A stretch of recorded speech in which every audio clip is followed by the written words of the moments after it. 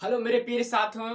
मैं आपका भाई संदीप यादव और आपका साथी जो यहाँ पे आज पढ़ाने वाला हूँ। मैं आपको रासायनिक संक्रमण एवं अभिक्रियाएं जो इसके जैसे दोस्तों आप पूरे जोश जुनून के साथ हमारे इस टॉपिक पे बने रहिए और देखिए कि कितना बढ़िया कंटेंट के साथ मैं तैयार होकर लेके आया हूँ आपको ये क्लास। ठीक है दोस्तों, तो आप स्किप मत करिए, पूरा वीडियो देखिए ध्यान से और आपको हर एक हेडिंग बहुत बारीकी तरीके से समझाया जाएगा। कोई भी हेडिंग छूटेगा नहीं। आपको यूपी बोर्ड के एग्जाम में या एमपी बोर्ड हो या बिहार बोर्ड हो, सब में ये पूछा जाता है और सब में ये चैप्टर है, तो आप इसको ध्यान से पढ़िए दोस्तों।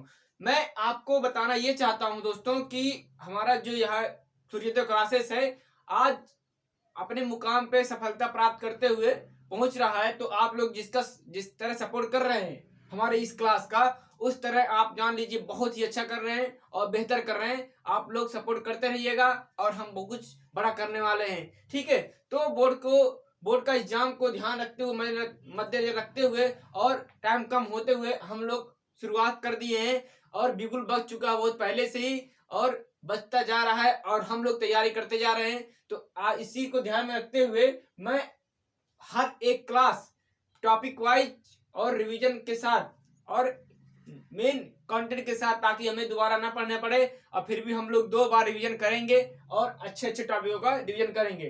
तो एक बेहतर तरीके से हम देखते हैं इस आज का टॉपिक क्या है। आज का सेशन जैसा कि हमने पढ़ चुका था अभिक्रिया के बारे में, ठीक है, रासायनिक अभिक्रिया पढ़ लिया था। तो उसमें ये थी कि जो उसकी कमियां थी, जो उसके कमी है रासायनिक समीकरण के, रासायनिक समीकरण भी पढ़ लिया था जिसको हम संक्षिप्त रूप लिखते हैं। ठीक है, उसी को रासायनिक समीकरण कहते हैं। तो हम लोग ये पढ़ चुके थे और ये आज पार्ट 2 है जो मैं जानता हूँ प्लेलिस्ट बना दिया हूँ। आप हर एक वीडियो देख सकते हैं, बहुत बेहतर तरीके से प्लेलिस्ट बना है। इंग्लिश का भी, रसायन विज्ञान का भी, भौतिक विज्ञान का, कक्षा 10 का, सबका बनेगा प्लेलिस्ट और पढ़ाया जाएगा सबका।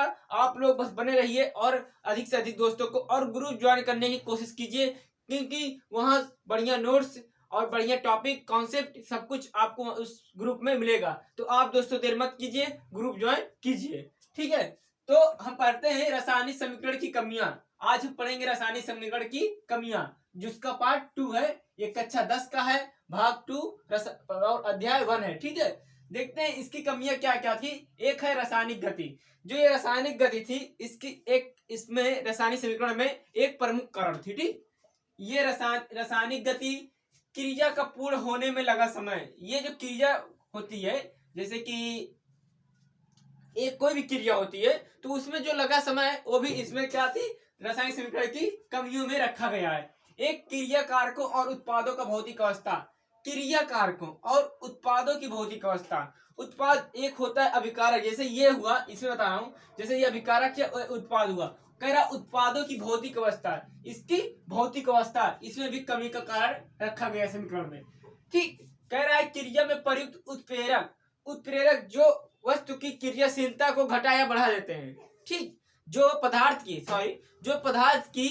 क्या कहते हैं, जो पदार्थ की क्रियाशीलता को घटा या बढ़ा देते हैं, उसी को कहते हैं उत्प्रेरक। तो उत्प्रेरक भी जो ज्ञान था, उत्प्रेरक का ज्ञान था, उसमें भी रासायनिक समीकरण की कमियों में रखा गया है। अब क्रिया में प्रकाश और ध्वनि उत्पन्न होते हैं या नहीं, इसको भी समीकरण की कमियों में रखा गया। तो आप देख लिए हम लोग 5 टॉपिक देखे जो जिसमें कहा गया है कि ये रासायनिक समीकरण की कमियां हैं। ठीक है, तो अब देखते हैं हम रासायनिक अभिक्रियाओं के तत्व, रासायनिक अभिक्रियाओं के प्रकार। ठीक है, नंबर 1 होता है संयोजन अभिक्रिया। देखिए संयोजन अभिक्रिया होती क्या है। कह रहा है जिस अभिक्रिया में 2 या 2 से अधिक, कह रहा है जिस अभिक्रिया में 2 या 2 से अधिक पदार्थ संयोग करके यानी जोड़ करके, मिल करके, 2 या 2 से अधिक पदार्थ आपस में जोड़ करके या मिल करके, क्या, पदार्थ संयोग करके, नए, जैसे कि कह रहा है किसी 2 पदार्थ हुआ, मिल करके एक नए पदार्थ का निर्माण करते हैं, संयोजन अभिक्रिया कहलाती है। कहने का तात्पर्य ये हुआ कि जैसे मान लिया जाए हमने H लिया, हाइड्रोजन लिया और O लिया यानी ऑक्सीजन, हाइड्रोजन और ऑक्सीजन के सहयोग से क्या बनता है? जल। तो ये तीसरा बन गया कि नहीं बन गया? एक हाइड्रोजन एक ऑक्सीजन और दोनों मिलकर क्या बन गया? एक तीसरा बन गया जिसका नाम होता है जल, H2O। ठीक, तो उसका निर्माण हो गया, तो इसको कहते हैं संयोजन अभिक्रिया, इसी को कहते हैं। देखिए उदाहरण देखते हैं। हाइड्रोजन गैस को ऑक्सीजन गैस में जलाने पर जल बनता है। कह रहा है हाइड्रोजन गैस को ऑक्सीजन गैस जलाने पर क्या बनता है? जल बनता है। तो जल बनता है कैसे? H2 क्या होता है? गैस होता है। ठीक, H2 होता है गैस। ठीक, H2 गैस होता है और O भी ऑक्सीजन ही होता है। तो हम देखते हैं जब अभिक्रिया कराएंगे तो ये लिक्विड में आ जाएगा। क्या? लिक्विड में आ जाएगा। तो ये क्या हो जाएगा? 2H2O। देखिए ये समीकरण संतुलित है। हम कैसे, अगर ये मान लो 2 हटा दें तो ये कैसे कहा जा सकता था कि ये संतुलित है? ठीक है, कैसे कह सकते हैं संतुलित है? तो यहाँ पे हमें 2 लगाना पड़ेगा। तो जैसे कि अब हो गया 2H2O लिक्विड में हो गया। ठीक है, तो आप इतना समझ में आ गया दोस्तों। मैं हर जितना भी लिखाऊंगा सब में संतुलित रहेगा ताकि आपको कोई कंफ्यूजन ना हो। मैं एक संतुलित समीकरण कैसे संतुलित किया जाता है वो टॉपिक एक दिन में लेके आऊंगा जो आपके दिमाग में छेद करके घुसेगा। ठीक है, आपको पता भी नहीं लगेगा कि कैसे छेद कर गया। ठीक, तो ऐसे देखिए हर एक टॉपिक, बहुत लोग होते हैं कि इसी में समझा देते हैं कि संतुलित कैसे किया जा सकता है, लेकिन मैं हर एक टॉपिक जैसे IUPAC नाम हुआ उसका अलग लेके आऊंगा। ठीक है, और क्या कहते हैं कैसे याद किया जाता है मेटल को, उसको भी लेके आऊंगा।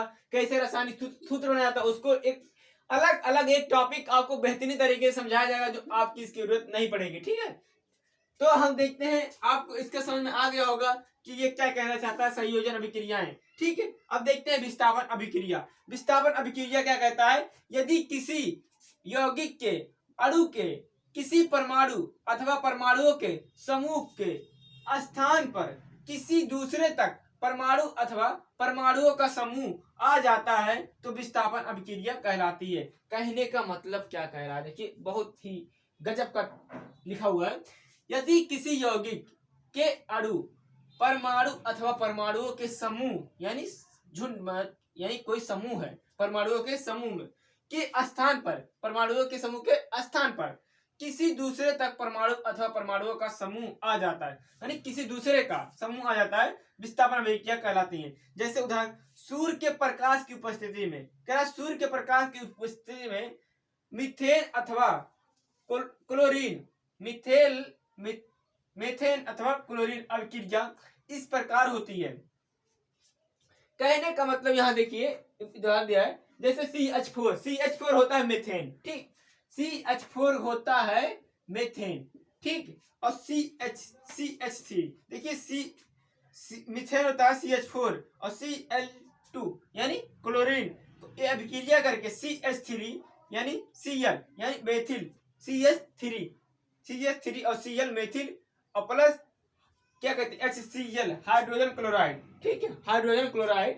तो इसमें यह दिखाया गया है कि जैसे कि सूर्य के प्रकाश की उपस्थिति में मीथेन तथा क्लोरीन की अभिक्रिया इस प्रकार होती है। जैसे कि इसका स्थान कोई दूसरा स्थान जब ले लेता है, इसमें कहा गया है परमाणुओं के समूह के स्थान पर किसी दूसरे परमाणु अथवा परमाणुओं का समूह आ जाता है तो विस्थापन अभिक्रियाएं कहलाती हैं। ठीक है, तो आपको इतना समझ में आ गया होगा दोस्तों।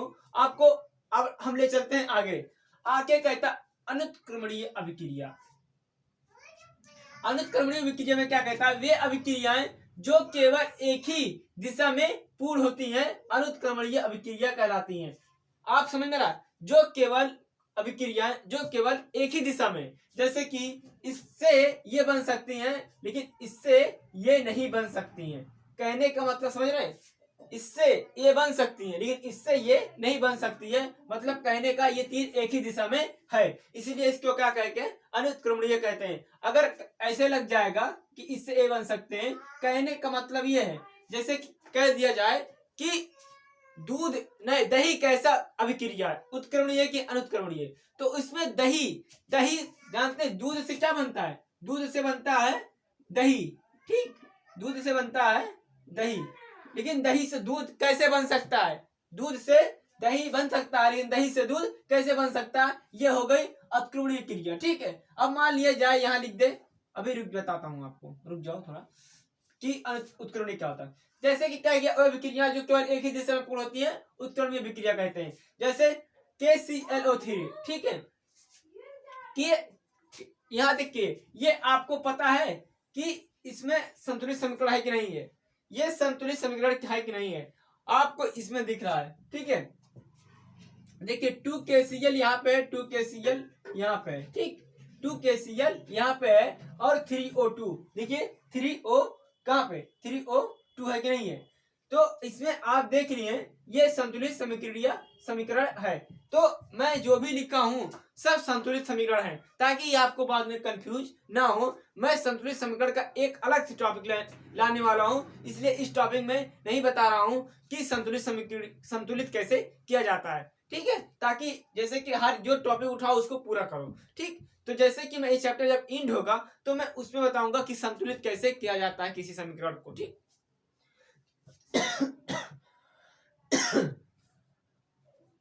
अब 4 पॉइंट देखते हैं उत्क्रमणीय अभिक्रिया। दोस्तों उत्क्रमणीय अभिक्रिया क्या होती है, वे अभिक्रियाएं जो समान परिस्थितियों में दोनों दिशाओं में संपन्न होती हैं या चल सकती हैं उत्क्रमणीय अभिक्रिया कहलाती हैं। देखिए कहने का मतलब यह है कि वे अभिक्रियाएं जो समान दिशाओं में समान परिस्थितियों में दोनों या समान परिस्थिति में दोनों दिशाओं में कार्य करती है, दोनों दिशाओं में कार्य करती है या संपन्न होती है या चल सकती है, उसको उत्क्रमणीय अभिक्रिया कहते हैं। जैसे उदाहरण में लिया Fe लिया और H2O लिया, ठीक, इससे ये बन सकता है, क्या कहते हैं FeO3, इससे ये बन सकता है और इससे ये भी बन सकता है, यानी ये क्रियाएं दोनों दिशा में होंगी, समझ रहे हैं। ये उदाहरण जो है ये इसमें ये जो तीर है ये तीर है उत्क्रमणीय अभिक्रिया की और ये है अनुत्क्रमणीय अभिक्रिया की, ठीक है। जिससे दोनों ओर तीर लगा होता है इक्वल का वो होता है उत्क्रमणीय अभिक्रिया, और जिससे एक और लगा होता है वो होती है अनुत्क्रमणीय अभिक्रिया जो एक दिशा में। इससे पता चल रहा है कि हाँ ये दोनों दिशाओं में कार्य कर रही है, ठीक है। यानी इससे ये बन सकता है और इससे ये भी बन सकता है, यानी इसमें जल और बर्फ का कार्य किया गया। मान लीजिए ये जल है, एक एग्जाम्पल रखिए, और ये बर्फ है, जल से बर्फ बन सकता है, बर्फ से जल बन सकता है, मतलब कहने का ये कि ये उत्क्रमणीय अभिक्रिया है, ठीक है। तो दोस्तों आप समझ गए होंगे कि उत्क्रमणीय अभिक्रिया क्या होती है। अब आते हैं 5वां पॉइंट जो होता है हम लोग का अपघटन अभिक्रिया। अपघटन अभिक्रिया वह होती है वह अनुत्क्रमणीय अभिक्रिया, वह अनुत्क्रमणीय अभिक्रिया यही अभिक्रिया जिसमें किसी पदार्थ के अणु 2 या 2 से अधिक सरल अणुओं में विभाजित हो जाते हैं, अपघटन कहलाते हैं। जैसे अलग हो जाते हैं, 2 या 2 से अधिक सरल अणुओं में विभाजित हो जाते हैं, उसी को क्या कहते हैं, अपघटन कहते हैं। अपघटन मतलब अपघटन यानी टूटना, घटन यानी अलग अलग टूटना, तो उसे क्या कहते हैं, अपघटन अभिक्रिया कहते हैं। आप ऐसे समझ जाइए कि 2 या 2 से अधिक सरल अणुओं में टूटना ही क्या कहता है, 2 या 2 से अधिक अणुओं में टूटना ही क्या कहलाता है, अपघटन कहलाता है, ठीक है। आप इतना समझ गए होंगे, मुझे तो यकीन है कि आप समझ गए होंगे। एग्जाम्पल देखिए क्या कह रहा है, जैसे लिखा है, ये देखिए लिखा है H2O, H2O। अब इसको तोड़ना है, ठीक, अब इसको तोड़ना है, तो ये क्या है, ये है ये लिक्विड में, अब इसको गैस में तोड़ना है। अच्छा ये बताओ H2O क्या है, जल है, ये जल है, ठीक। अब इसको तोड़ना है तो हाइड्रोजन अलग टूटेगा, ठीक, गैस में टूटेगा, और ऑक्सीजन अलग टूटेगा, ये भी गैस में टूटेगा, ठीक, इतना समझ गए। और ये कैसा समीकरण है, संतुलित समीकरण है। जितना भी लिखा हूं सब संतुलित समीकरण है, आप लोग देख लीजिएगा। अब मान लिया जाए किसी और चीज को तोड़ा, ठीक है, इसमें ये भी तोड़ा जा सकता है 2 सरल अणुओं को, लेकिन इसमें एक ही, जैसे मैं लिया हूं H2O, ठीक, ये जल ही तो है, और ये टूटा किसमें, आप जल किससे बनता है तो उसी से टूटेगा। जैसे मान लिया जाए अभी कुछ ऐसा चीज हो जिससे कहते नहीं, अभी देखो साइकिल बना होता है, ठीक, साइकिल, तो साइकिल पूरा होता है, तो मान लीजिए साइकिल है, अब इसके 2 पहिए अलग करके रख दिए, 2 पहिए अलग कर दिए तो पहिया हो जाएगा, ठीक। आप लोग समझ रहे हैं ना, तो आप इतना समझ गए होंगे, मुझे जहां तक यकीन है। अगर कोई भी दिक्कत आ रही है अगर समझने में और कुछ ऐसे प्रॉब्लम हो रहा है तो आप मुझे कमेंट बॉक्स में बता सकते हैं, मैं उसके हल करने की कोशिश करूंगा। तो दोस्तों आज का ये सेशन कैसा रहा, मुझे लग रहा है कि ये बहुत ही अच्छा होगा और आप लोग तैयारी मजबूत करते चलिए हमारे साथ और ग्रुप में ज्यादा से ज्यादा ज्वाइन होने के लिए कोशिश करें ताकि आपको हर एक चीज वहां पे प्रोवाइड कराया जा सके। ठीक है दोस्तों, तो मैं आज का सेशन यहीं पे एंड करने जा रहा हूँ। आप लोग थोड़ा सपोर्ट करते रहिए दोस्तों, क्योंकि जितना जल्दी सपोर्ट आएगा उतना ही मजा आएगा पढ़ने में और आप लोग का ये प्यार मुझे बहुत अच्छा लगा है। तो आप अपना ख्याल रखिएगा, अच्छे से पढ़ाई करते रहिए। जय जय हिंद और जय सूर्योदय क्लासेस।